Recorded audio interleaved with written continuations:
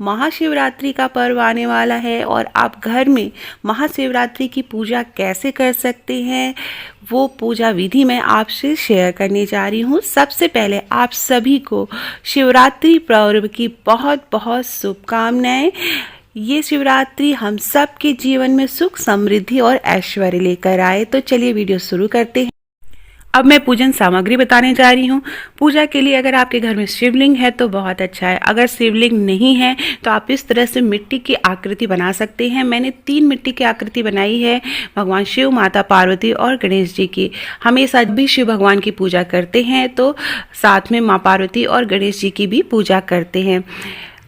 आज के दिन शिव भगवान और माता पार्वती का विवाह हुआ था, तो हम माँ पार्वती को श्रृंगार का सामान ज़रूर चढ़ाते हैं। श्रृंगार के सामान में आपकी इच्छा शक्ति है कि आप क्या चढ़ाना चाहते हैं, लेकिन सिंदूर, बिंदी और चूड़ी ज़रूर चढ़ाएं माँ पार्वती को श्रृंगार के रूप में।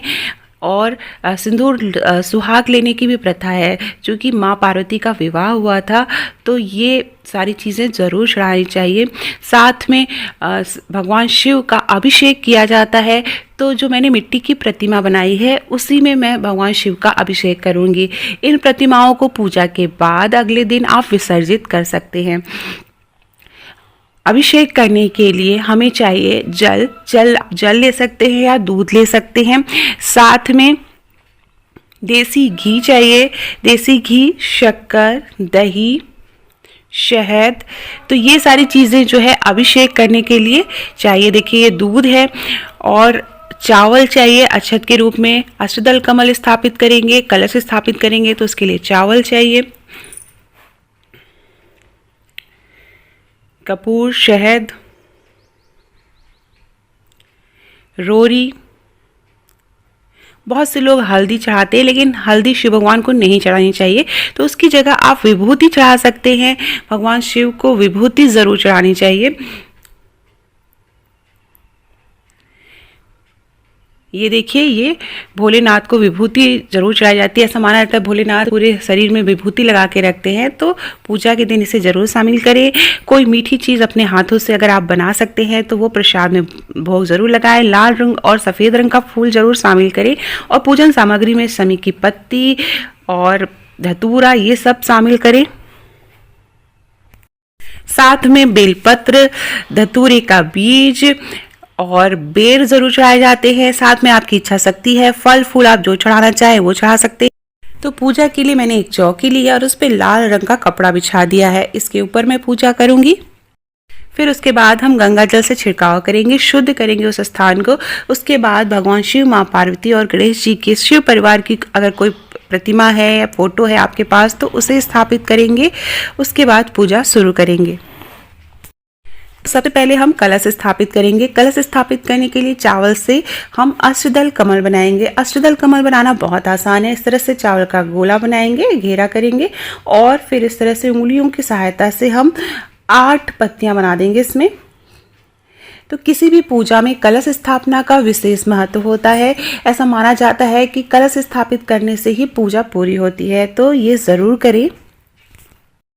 अष्टदल कमल देखिए मैंने बना लिया है। अब इसके ऊपर हम कलश रखेंगे। कलश आप तांबे, पीतल या स्टील का भी रख सकते हैं। इस तरह से उसमें हम आम के पत्ते लगाएंगे। 5 आम के पत्ते इस तरह से लगाने हैं।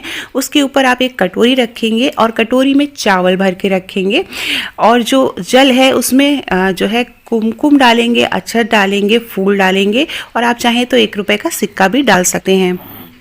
तो इस तरह से हमें कलश स्थापना करनी है। बहुत से लोग कलश के ऊपर नारियल भी रखते हैं, तो आप वो भी रख सकते हैं। अब इस तरह से पीतल या आप किसी भी तांबे या स्टील का भी ले सकते हैं। इस तरह से पात्र लेंगे। नया पात्र होना चाहिए जिसमें आप खाना न खाते हो। और अगर पूजा की थाली है तो बहुत अच्छा है। उसमें हम तीनों प्रतिमाओं को रखेंगे इस तरह से।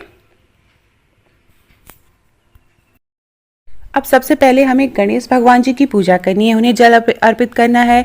तो जो भी मंत्र आता है आपको गणेश भगवान जी का, गजाननम भूतगणादि सेवितम कपित चंबु फलचारु भक्षणम उमा सुतम शोक विनाशकारकम नमामि विघ्नेश्वर पाद पंकजम। तो भगवान गणेश जी को याद करते हुए सबसे पहले सर्वप्रथम गणेश जी की पूजा करेंगे। उसके बाद हम शिव भगवान और माँ पार्वती की पूजा करेंगे। तो सबसे पहले हमें जल अर्पित करना है गणेश भगवान जी को। उसके बाद हम अभिषेक करेंगे शिव भगवान जी का। तो जल अर्पित करने के बाद हम दही चढ़ाएंगे, दही से अभिषेक करेंगे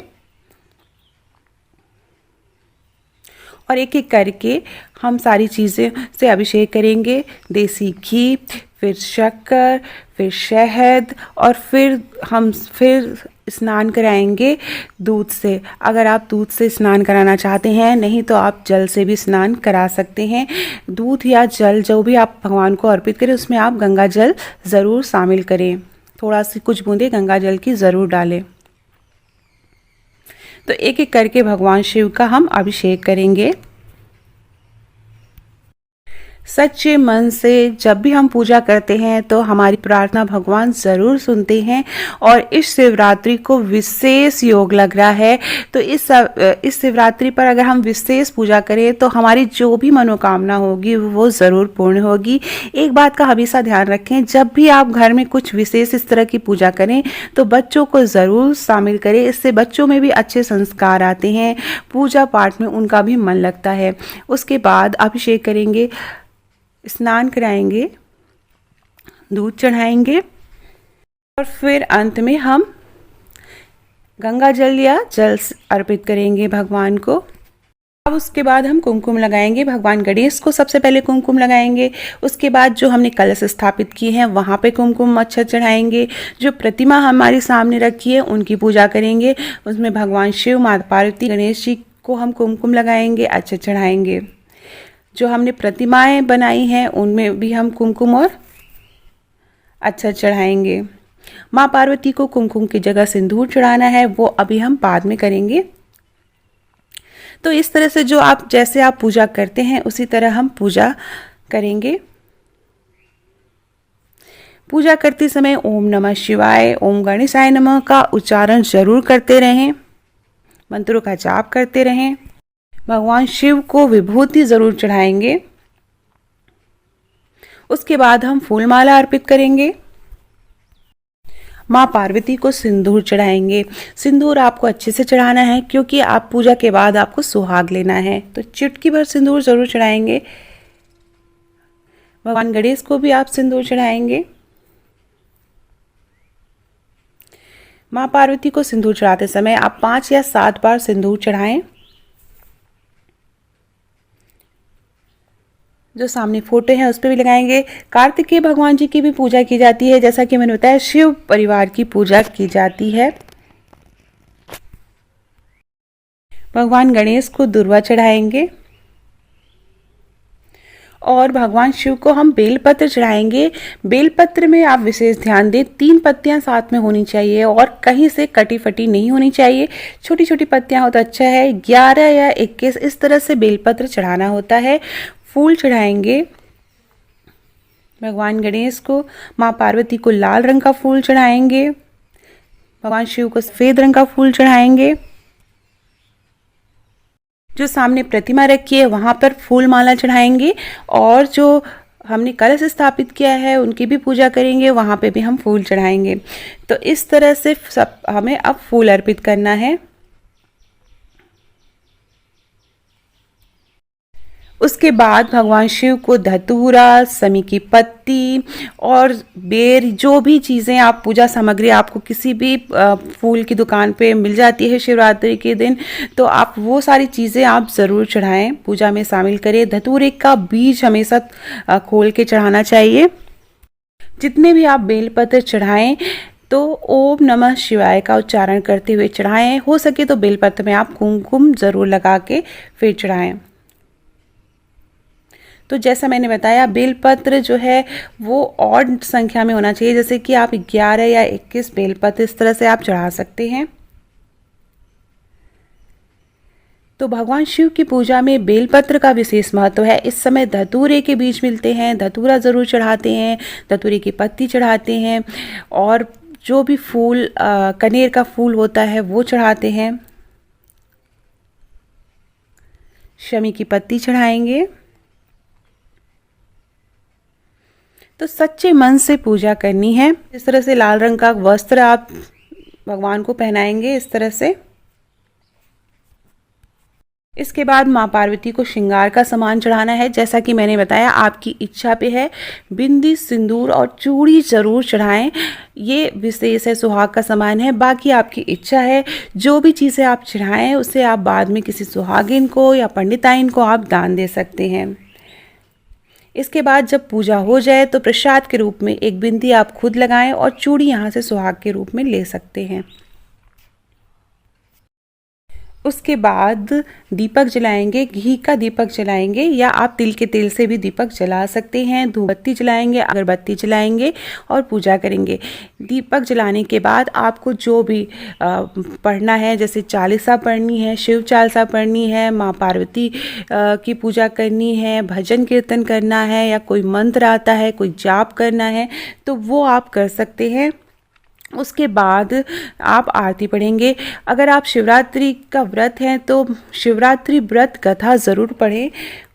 तो शिवरात्रि की व्रत कथा है, माँ पार्वती और भगवान शिव की विवाह का प्रसंग है पूरी कथा में, तो आप वो ज़रूर पढ़ें या सुने। उसके बाद भोग लगाएंगे। भोग में कोई मीठी चीज़, फल फूल, जो भी आप आपकी इच्छा शक्ति है वो अर्पित करेंगे। केला, सेब और कोई मीठा आप खीर बना सकते हैं, या कोई भोग या प्रसाद या लड्डू, मिठाई जो भी आप बना सकते हैं वो आप अपने हाथों से बना के भगवान शिव, माँ पार्वती को ज़रूर अर्पित करें।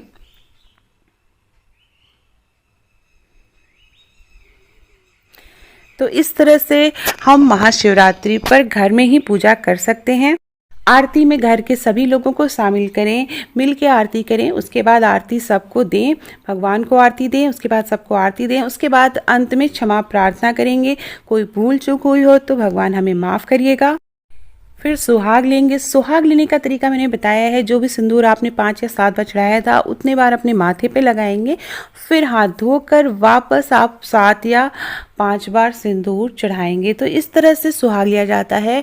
तो शिवरात्रि के दिन आप सुहाग ज़रूर लें। जो भी वीडियो पसंद आया हो तो मेरे चैनल को प्लीज़ सब्सक्राइब कर लीजिए, दोस्तों के बीच वीडियो शेयर करिए, कमेंट ज़रूर करिएगा, लाइक करिए। Thank you for watching.